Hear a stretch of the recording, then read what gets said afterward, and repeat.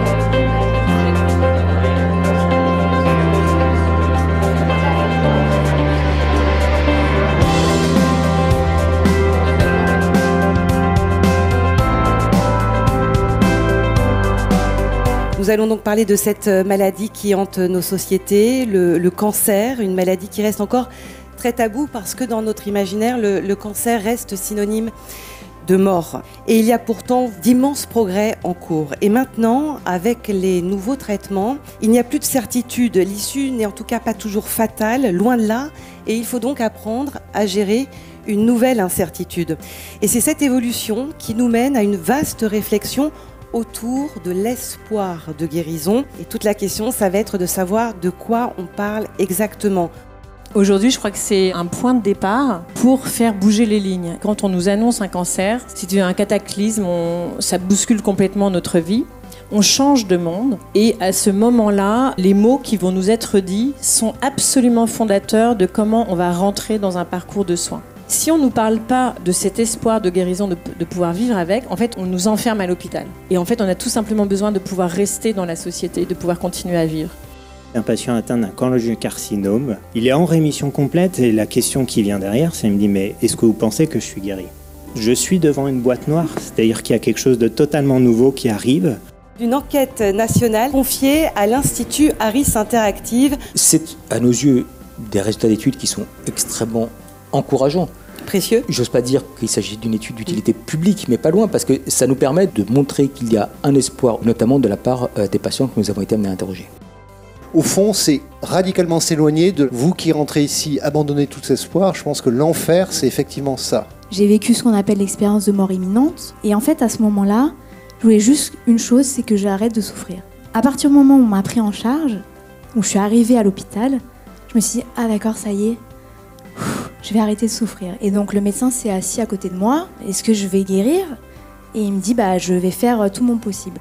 En devenant acteur de ma maladie, j'avais plus de chance. Quand on laisse passer un train, on reste en gare. Si on prend le train, qu'on est actif de sa maladie, si on prend l'action, on arrive à faire de choses dingues ensemble.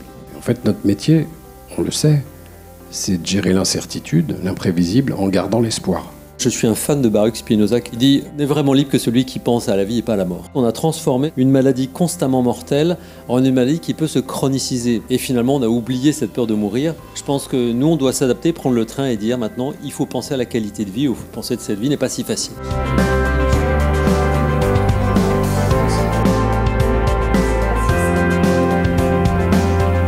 L'empathie, c'est se mettre dans les chaussures de l'autre, mais sans en prendre les ampoules. Mais l'espoir, c'est l'antidote à l'incertitude. Si vous tolérez l'incertitude, c'est parce que vous avez de l'espoir. C'est un véritable antidote. La seule manière que l'on a de tolérer l'incertitude, c'est d'avoir un peu l'espoir que les choses se passeront bien. Le grand thérapeute, si on pourrait appeler comme ça, c'est montrer à l'autre qu'il peut flotter tout seul, mais pas tout seul en disant « démerde-toi, flotte ». Justement, je suis là pour t'apprendre que je te lâcherai pas et qu'on va pas couler.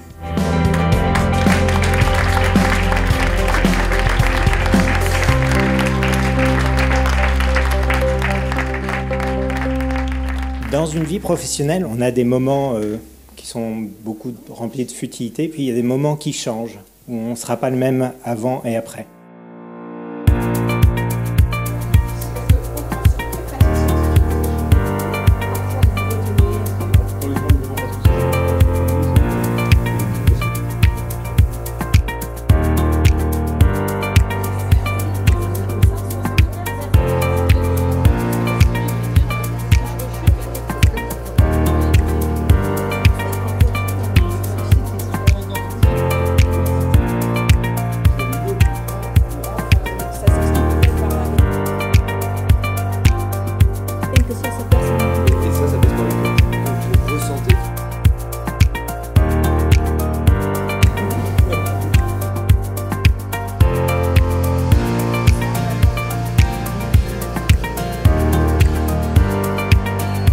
Je vous invite à vraiment être là et accéder à la joie ici et maintenant avec Raphaël Enthoven que j'invite donc à nous rejoindre. Merci.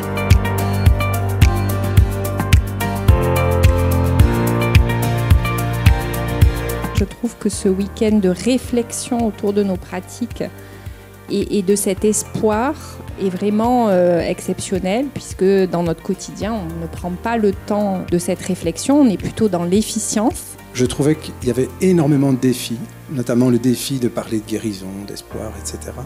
Et le défi dans la journée d'hier d'asseoir dans la même salle des médecins, des patients, d'oser aborder les termes de la guérison, de la peur de la mort, etc. Et ça nous a permis de passer par beaucoup de réflexions, par beaucoup de cognitions, mais aussi par beaucoup d'émotions. Et ça fait du bien aussi de vivre des émotions ensemble.